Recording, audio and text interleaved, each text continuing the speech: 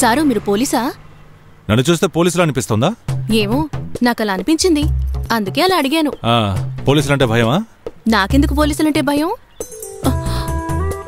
అయితే చెప్పు, మయూరాక్షి జర్నల్ నీ బ్యాగ్లోకి ఎలా వచ్చింది? మీ ఇద్దరికి ఏంటి సంబంధం? చూసారా, వెంటనే మీ మొహం మారిపోయింది. దాన్ని బట్టే నేను అడిగాను మీరు పోలీసా అని. అది వదిలే, నేను అడిగిన దానికి సమాధానం చెప్పు. మయూరాక్షి చాలా రోజులు ఈ అడవిలోనే ఉన్నారు. నేను ఆ రోజు క్యాంప్కి వచ్చిన వ్యాన్లోంచి మందులు తీసింది ఆవిడ చెప్తేనే. దేనికి? ఆవిడ దగ్గర మెడికల్ షాప్లో కొనడానికి డబ్బులేవా? అలాంటిదేమీ లేదు. కొంతకాలంగా ఈ గూడానికి మెడికల్ క్యాంప్ నుంచే మందులు వస్తున్నాయి సారు.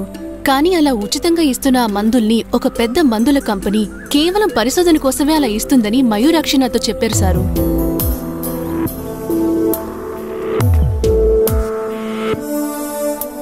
కళ్యాణి వాళ్ళ అమ్మకొచ్చింది కేవలం మామూలు జ్వరమే, కానీ ఆ మందులు వాడిన తర్వాతే అలా అయ్యింది.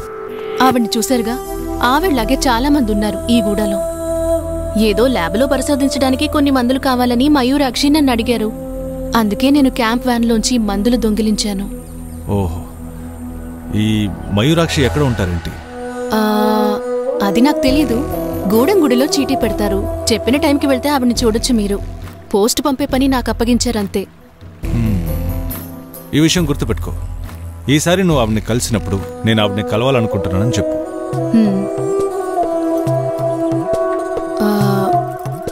మరి ఆ రోజు జరిగిందని మనసులో పెట్టుకోకండి. వేరే దారి లేక అలా చేశాను సారు. నువ్వు దొంగిలించడంలో మాత్రమే కాదు, తప్పించుకోవడంలో కూడా ఎక్స్పర్ట్ అని అర్థమైంది. ఇప్పుడు మీకు నిజం తెలిసిందిగా, ఇకనైనా ఆ సంచి తిరిగిచ్చేయండి. నేను చెప్పాను కదా మయూరాక్షిని కలవాలనుకుంటున్నానని. ఆవిడని కలవమను, నేను నీ బ్యాగ్ ఇస్తాను. వెళ్ళు.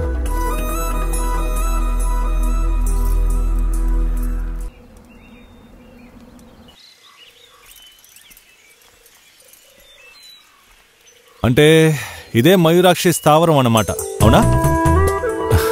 అంటే ఇక్కడేనన్నమాట ఆవిడ నీకోసం చీటీ పెట్టేది.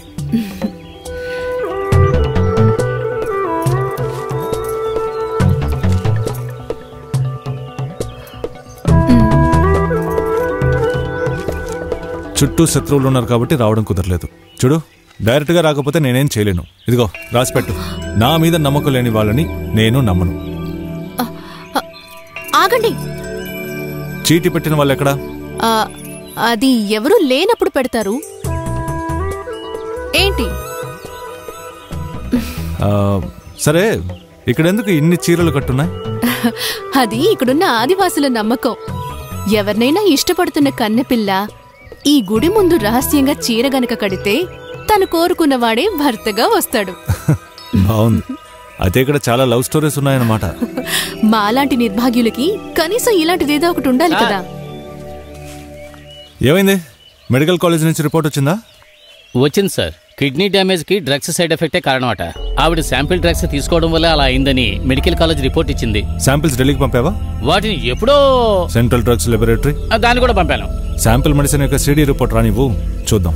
అన్నిటికీ కారణం ఆ ఒకళదేవే. ఏంటి? అదే మయూరాక్షి. ఆవిడ అర్థం పర్థం లేని ఆర్టికలే. అందుకే మనం ఇలా నానా దెబ్బలు పడుతున్నాం. గవర్నమెంట్ తప్పుపడి ప్రయోజనం లేదు. అంత షార్ప్ గా ఉన్నాయి ఆవిడ రాసిన రాతలు. అలా అనకండి వెంకట్ సారు. ఆవిడ ఎవరో తెలియక మీరిలా మాట్లాడుతున్నారు. అలాగైతే నీకు బాగా తెలిసిన మాట ఆవిడ ఎవరనేది? నాకు తెలుసు. మయూరాక్షి. ఆదివాసుల క్షేమం కోసం తమ జీవితాల్ని త్యాగం చేసిన వాళ్ళు మయూరాక్షి అమ్మా నాన్నలు. అందుకనే చిన్నప్పటినుంచి ఆవిడతో ఉన్నది సాధారణ ఈ ఆదివాసులే.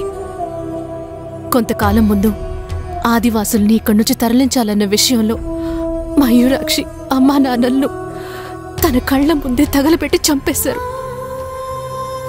ఏడ్చిన కళ్ళని ఆవిడ తుడుచుకోలేదు. బదులుగా తల్లిదండ్రుల ఆశయాన్ని ఆవిడ కొనసాగిస్తోంది.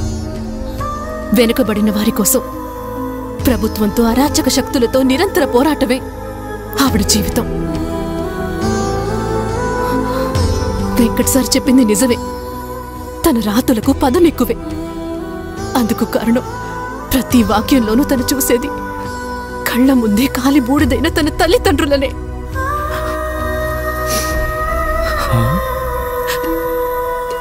ఏంటి సార్, ఈ అమ్మాయి ఎందుకంత ఫీల్ అయి వెళ్తుంది?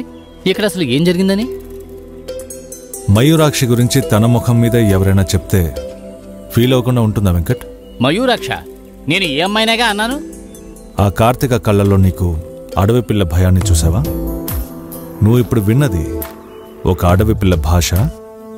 తను ఆవిడేరా, మయూరాక్షి అనబడే కార్తీక. మయూరాక్షి అన్నది ఆవిడ అమ్మగారి పేరు.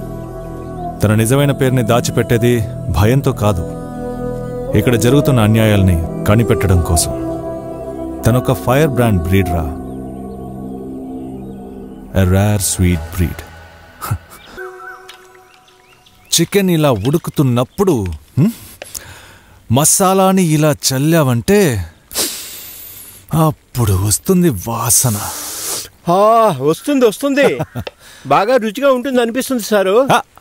ఎవరది? రారా, కరెక్ట్ టైంకి వచ్చావు. వంటగదిలో మీరేం చేస్తున్నారు? చికెన్ కర్రీతో ఒక ఎక్స్పెరిమెంట్ చేస్తున్నాను. ఆహా, ఓ సారు, సూపర్, చాలా బాగుంది. Thank you sir. మీ కాబోయే భార్య చాలా అదృష్టవంతురాలు.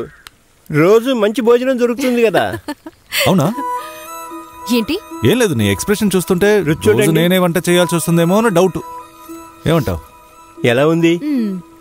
అదే మంచిదని అనుకుంటున్నాను. కార్తీక, నువ్వు వంట చేస్తావా? చేయను. చేయవా? మంచిది. జనరల్గా నాకు హోటల్ ఫుడ్ అంటేనే ఇష్టం. ఏమేమి తిన్నా బిల్లు మాత్రం ఇస్తే సరిపోతుంది. నాతోరా, ఒక విషయం చెప్పాలి.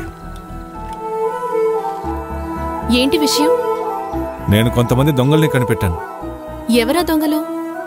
ఇండియా మొత్తం ఫేమస్ అయిన ఒక ప్రముఖ వ్యక్తి దాగుడు ముత్తల్ని నేను కనిపెట్టాను.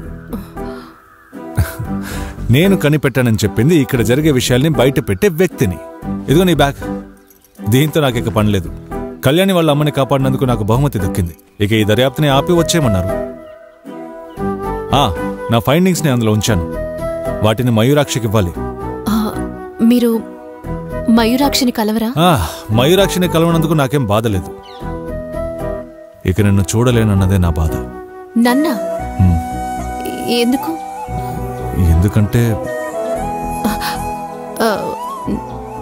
నేనొక విషయం మర్చిపోయాను. ఏ విషయం? వెళ్లే ముందు కాళీమాత గుడికి వెళ్ళండి. మయూరాక్షి అక్కడ ఉంటుంది, నేరుగా చూడొచ్చు. నువ్వు ఉంటావు అక్కడ?